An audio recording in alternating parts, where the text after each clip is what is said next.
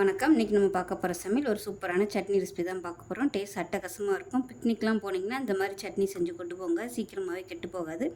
வாங்க அதை எப்படி செய்யலாங்கிறத பார்க்கலாம். ஒரு பேன் எடுத்துக்கலாம். ஒரு 2 டீஸ்பூன் போல் எண்ணெய் விட்டுக்கலாம். எண்ணெய் நல்லா சூடாயிருச்சு. 1 டேபிள் ஸ்பூன் வர கொத்தமல்லி சேர்த்துக்கலாம். 2 டேபிள் ஸ்பூன் உளுந்து சேர்த்துக்கலாம். 1 டேபிள் ஸ்பூன் கடலைப்பருப்பு சேர்த்துக்கலாம். இப்போ இதை கருக விட்டுறாமல் மீடியமான ஃப்ளேமில் வறுத்துக்கலாம். இது கூடவே 5 துண்டு இஞ்சி சேர்த்துக்கலாம். இப்போ அதில் காரத்துக்கு ஏற்ற மாதிரி 10லேருந்து ஒரு 12 வரமிளகாய் சேர்த்துக்கலாம்.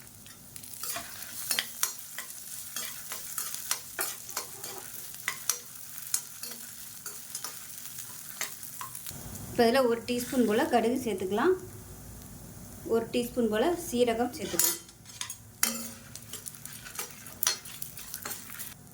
இப்போ பாருங்க, இது எல்லாமே நல்லா வறுபட்டுருச்சு. இது அப்படியே வேறு பிளேட்டுக்கு மாற்றிக்கலாம். இப்போ அதில் 1 டீஸ்பூன் போல் எண்ணெய் சேர்த்துக்கலாம். இப்போ அதில் ஒரு கைப்பிடி அளவுக்கு கருவேப்பிலை சேர்த்துக்கலாம்.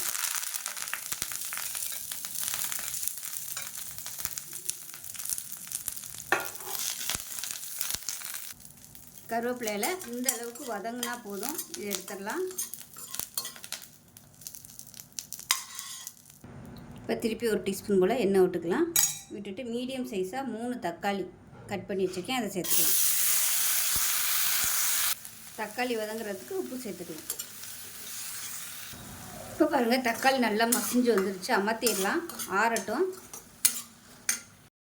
இப்போ மிக்ஸி ஜார் எடுத்துக்கலாம். இதில் நம்ம வறுத்து வச்சுருந்தா மல்லி, வரமிளகா, உளுந்து எல்லாத்தையுமே இதில் சேர்த்துக்கலாம். ஃபஸ்ட்டு இதை வந்து நம்ம பொடி பண்ணிட்டு வந்துடலாம். இப்போ இந்த அளவுக்கு பொடி பண்ணி எடுத்துகிட்டு வந்துட்டேன். இப்போ நம்ம வதக்கி வச்சுருக்கிற தக்காளியும் இது கூடவே சேர்த்துக்கலாம்.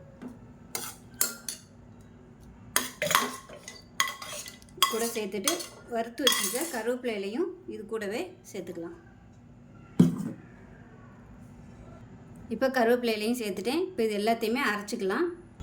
இப்போ பாருங்கள், சட்னி வந்து நல்லா அரைச்சாச்சு. நான் வந்து கெட்டியாக அரைச்சிருக்கேன். விருப்பப்பட்டால் நீங்கள் தண்ணியாக கூட அரைச்சிக்கலாம். இப்போ அதை ஒரு பவுலில் மாற்றிக்கலாம். இதுக்கு வந்து தாளிக்கணும் அவசியம் இல்லை. ஏன்னா நம்ம கடுகு போட்டு அரைச்சிருக்கிறதுனால தாளிக்கணுங்கிற அவசியம் கிடையாது. கெட்டியாக வச்சுக்கிட்டிங்கன்னா துவையலாக யூஸ் பண்ணலாம். வெளியில் இந்த மாதிரி எங்கேயாவது போகிற மாதிரி இருந்துச்சுன்னா அந்த சட்னி தண்ணி ஊற்றாமல் அரைச்சி வச்சுக்கோங்க. கடுகு சேர்த்துக்கிறதுனால அது வந்து ப்ரிசர்வேட்டிவ் மாதிரி இருக்கும், சீக்கிரம் கெட்டு போகாது. இப்போ மிக்ஸி அலசிட்டு தண்ணி சேர்த்துக்கலாம். அவ்வளோதான், சூப்பரான தக்காளி சட்னி ரெடி ஆயிடுச்சு. இட்லி, தோசை, உத்தப்பம் எல்லாத்துக்குமே அருமையாக இருக்கும். செஞ்சு பாருங்கள். செஞ்சு பார்த்துட்டு எப்படி வந்துச்சுங்கிறத சொல்லுங்கள். வீடியோ பிடிச்சுன்னா லைக் பண்ணுங்கள், கமெண்ட் பண்ணுங்கள், சேனலை சப்ஸ்கிரைப் பண்ணுங்கள், பக்கத்தில் பெல் பட்டனை ப்ரெஸ் பண்ணுங்கள். நன்றி.